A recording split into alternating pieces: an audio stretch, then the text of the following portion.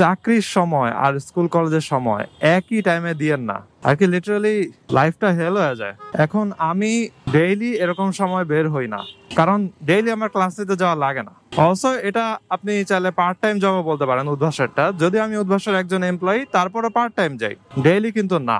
কিন্তু যারা ডেইলি যায় তাদের প্রত্যেক দিনের জীবনটাই হচ্ছে এরকম। এই জ্যাম নিরসনের উপায় কি? ওই যে আমি একটা জিনিস বললাম যে চাকরি বাকরি যদি আপনারা 8টাতে রাখতে চান, 8টা 9টা বাজে, তাহলে স্কুল কলেজ 10টা বাজে দিয়ে দেন।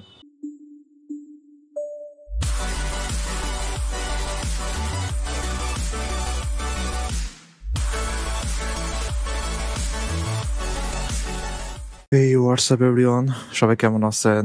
আর কি আমার ঠান্ডা মান্ডা লেগে অবস্থা খারাপ, অসুস্থ হয়ে যাবে নাকি কে জানে। বাইক স্টার্ট দিই। এক ধরনের ভ্যাপসা গরম, আর ওয়েদারে দেখাচ্ছে যে আজকে বৃষ্টি হবে। তবে আজকে সারাদিনই আমি উদ্ভাসের ভিতরে থাকবো। এই যে সকাল 9টা বাজে আমার শুরু, রাত 8টায় শেষ। আর সকাল টাইমে এই যে জ্যামের শুরু, স্কুল কলেজের গাড়ি রিক্সা যা আছে সবাই বের হয় এই সময়। আসলে আমার কি মনে হয় জানেন, মানুষের চাকরি বাকরির সময়টা যদি সকাল 8টা 9টায় দেওয়া হয়, তাহলে স্কুল কলেজটা ওই সময় না দিয়ে মনে করেন 10টায় দেখ, তাহলে সবাই চাকরি বাকরি করতে ঢুকা যাবে হচ্ছে 8টা 9টার সময়। সব গাড়িগুলো অফিসে ঢুকা যাবে, তারপরে স্কুল কলেজের পোলাপান্ডা বের হবে।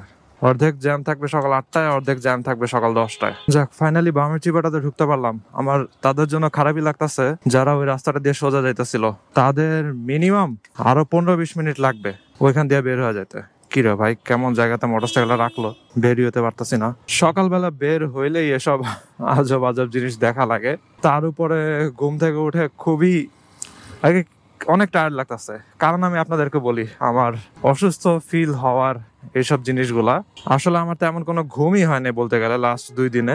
পরশু দিনের কথা বলি, আমি একটা বড় ভিডিও এডিট করতে বসছিলাম। ওইটা ছিল একটা রিভিউ ভিডিও। সো আমি চাইলে ওইটা আস্তে ধীরে এডিট করতে পারতাম, কিন্তু আমি রাতে ওইটা যে ধরছি, আমি চিন্তা করছি শেষ করবোই, পুরোটা কমপ্লিট করবো একবারে। তো এই জন্য অনেক টাইম লেগে যায় আমার। আমি রাতে কয়টা বাজে ঘুমাইছি জানেন? 4টা বাজে পরশু দিন। ও না, 4টা বাজে শুইছি, ঘুমাইছি 4:30-5টার দিকে। অনেক লেট হয়েছে। এরপরে আবার উঠে গেছি সকাল 8টায়, কাজ ছিল আমার। তাহলে চিন্তা করেন, 5 6 7 8, জাস্ট 3 ঘন্টা 3.5 ঘন্টা ঘুমাইছি। তারপরে সারা দিন আমি বাইরে ছিলাম, এবং সারাদিনই বলা যায় আমি বৃষ্টিতে ভিজছি। আমার কাজিনটাকে নিয়ে গুলশানে গেলাম, বৃষ্টিতে ভিজতে ভিজতে ওরা দিয়ে আসছি, তারপর আবার বৃষ্টিতে ভিজতে ভিজতে আসছি পান্থপথ, দেন আবার রাতে বৃষ্টিতে ভিজছি। আর কি বাসায় যাই নাই, বাসায় গেছি একদম রাত 10টার দিকে, ওই ভেজা জামা কাপড় সবকিছু নিয়ে।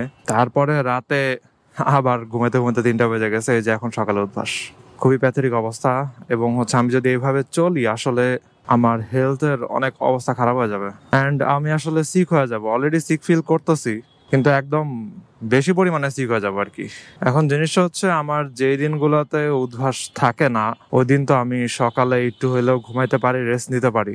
কিন্তু আপনারা যারা মনে করেন চাকরি বাকরি করেন, তাদের যে কি অবস্থা, ওটা চিন্তা করে খারাপ লাগে যে আপনারা এরকম এত জ্যামের ভিতরে বের হন, বের হয়ে এই স্কুল কলেজের জ্যাম গুলা ফেস করা লাগে আপনাদেরকে।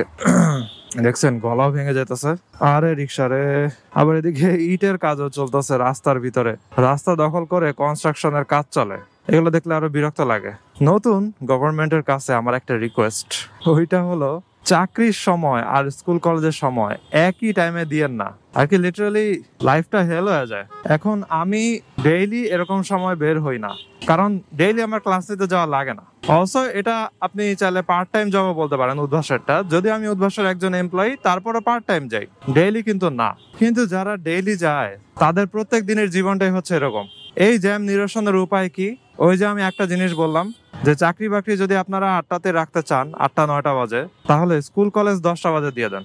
অথবা স্কুল কলেজ যদি আপনি 8টা বাজে রাখেন, তাহলে চাকরি বাকরি হচ্ছে 10টা বাজে দেন। যদি আসলে চাকরি 10টা বাজে দেওয়াটা উচিত হবে না, কারণটা হচ্ছে তাহলে ওটা শেষ হইতে আরো দেরি হবে, এবং মানুষদের বাসায় আসতে আরো অনেক লেট হয়ে যাবে। সো মানুষেরা কষ্ট করে সকালে উঠে হইলেও চাকরি করতে আসুক, বাসায় তাড়াতাড়ি চলে যাক। কারণ একই সাথে স্কুল কলেজ, একই সাথে চাকরি বাকরি, এই দেখেন তার ফলাফলটা হচ্ছে এটা। আজকে ভিডিওটার জন্য খুবই সরি, আপনাদেরকে পুরো জ্যামের মধ্যে বসা বসা কথা বলতেছি। দাঁড়ান একটু ইউ টার্নটা নিয়ে নেই, তারপরে হালকা পাতলা হলো খালি হতে পারবো। দূরে দেখছেন চারটা বাস একসাথে দাঁড়ায় আছে পুরা রাস্তাটা ব্লক করে। ওদের জন্য কেউই আসতে পারতেছে না এদিকে। যাক, ফাইনালি ইউটার্নটা নিতেছি, মনে একটা অন্যরকম শান্তি। ইউটার্ন নিছি এখন কয়টা বাজে জানেন? 8:47 বাজে। ভাগ্য ভালো আজকে আমি একটু আগে ভাগে বের হইছি, নাইলে শেষ হয়ে যেতাম, পুরা শেষ। ভালোই করা রোদ আছে, একটুক সময় ঘামায় টামায় গেছি পুরা। যাক, এখন ফাইনালি একটু বাতাস লাগবে গায়ে। শার্টের হাতা আবার ফুল করে দেই, কারণ রোদে অলরেডি কয়েকদিন ধরে আমি পুরা ঝলসায় যাইতেছি। আর মাত্র ঘুম থেকে উঠছি, এক হাতে চালানো মোটেই উচিত হবে না, কারণ এখন ব্যালেন্স উল্টাপাল্টা হয়ে যেতে পারে। তো জিনিসটা হচ্ছে যে আমরা সবাই জানি যে নতুন সরকার অনেক ট্রাই করতেছে সবকিছু সামলায় ওঠার জন্য, এবং আসলে অনেক মানুষেরই অনেক ধরনের আবদার, এবং কয়দিন পর পরই হচ্ছে এই আন্দোলন সে আন্দোলন চলতেছে, এবং নতুন সরকারের একটার পর একটা আন্দোলন কন্ট্রোল করতে হিমশিম অবস্থা। এবং আমি নিজেও একটা ভিডিও করছিলাম যেখানে আমি বলছিলাম যে মোটরসাইকেল রাইডারদের নতুন সরকারের কাছে কি আবেদন থাকতে পারে এবং বাইকাররা কি চায় আসলে। তো আসলে জিনিসটা হচ্ছে যে এই সবকিছু তো একবারে বাস্তবায়ন করা পসিবল না, এবং এগুলো হয়তেও টাইম লাগে, অনেক প্ল্যানিং লাগে। কিন্তু আমাদের কথাগুলো চাইলে আপনারা টু ডু লিস্টে রেখে দিতে পারেন, ঠিক আছে? তো ফাইনালি আপনারা যখন একটু সামলায় নিবেন সবকিছু, তখন আমরা বাইকাররা অথবা এই যে সকালবেলাতে যারা বের হয়ে চাকরি বাকরি করতে, তাদের আবদার গুলো নিয়ে চিন্তা ভাবনা করতে পারেন। আর জ্যাম নিরসনে আসলে অনেক কড়া পদক্ষেপ নেওয়া লাগবে, না হলে সহজে এসব জ্যাম ট্যাম যাবে না। এই যে দেখেন সামনের বাস, রমজান বাস, একবার ডানে যায় একবার বামে যায়। ডান দিয়ে চলে সে স্পিডে যাওয়ার জন্য, যাত্রী দেখলেই সে বামে এসে ঢুকে যায়। তার পিছনে আমরা সবাই হইতেছে আটকা। এবং এগুলোর ফিটনেস দেখছেন, এগুলোর কোনো লাইটই নাই, কোনো লাইট নাই, কিছু নাই, কালো ধোঁয়া ছাইরা চলতেছে। এইসব জিনিস তো এখন আর নেওয়া যাবে না, ঠিক আছে? আগে তো মনে করেন বাস মালিক সমিতি এই সেই বিভিন্ন জিনিস ছিল, তাদের দাপটে কেউ চলতে পারতো না, এরকম অবস্থা শুনছিলাম। মানুষ যতই বলুক যে কালো ধোঁয়া ছাড়তেছে অথবা বাসের ফিটনেস নাই এই সেই, কোনো লাভ হইতো না। এবং যতই আন্দোলন করুক কেউ কোনো পাত্তাই দিত না আর কি, বাসওয়ালারা। তারপরে বাস যে স্টুডেন্ট মেরে ফেললো, স্টুডেন্টরা যে আন্দোলন করলো, স্টুডেন্টদের আন্দোলন হঠাৎ করে নাই হয়ে গেল, আপনারা সবাই জানেন। সো এখন আসলে এই কোনো কিছুরই ছাড় দেওয়া যাবে না, ঠিক আছে? বাসের একদিকে তো ফিটনেস নাই, লাইট নাই, ভাঙ্গাচুরা, তার উপরে এরা কালো ধোঁয়া ছাড়ে। এখন যখন হচ্ছে আমাদের স্টুডেন্টদের কাছে অনেক ক্ষমতা আছে এবং আমরা যেটা ভালো মনে করতেছি এবং সবাই যেটা ঐক্যবদ্ধভাবে হচ্ছে সম্মতি দিতেছি, ওইটা আমরা বাস্তবায়ন করারও ট্রাই করতেছি, তাহলে এই বাসগুলা এবং হচ্ছে ট্রাফিক জ্যাম নিরসনের স্টেপস এগুলো নেওয়া উচিত। আগে মনে আছে যে বাসের জন্য আলাদা একটা স্পেস থাকতো, বক্স করা থাকতো, যে ওই বক্সের ভিতরে তারা পার্ক করতে পারবে, অন্য জায়গায় করতে পারবে না। এখন ওই বক্স গুলো গেছে কই? ওই বক্সের তো কোনো লাইনই দেখা যায় না এখন আর। ওই বক্সের জায়গাতে এখন কি হয়েছে জানেন?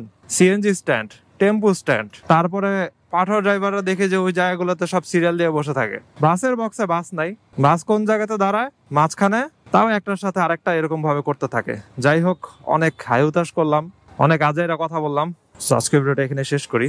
I hope you guys like this video, and if you are watching it for the first time, you can kindly subscribe. তো see you in the next one. সে ভালো থাকেন, সাবধানে রাইড করেন, টাটা।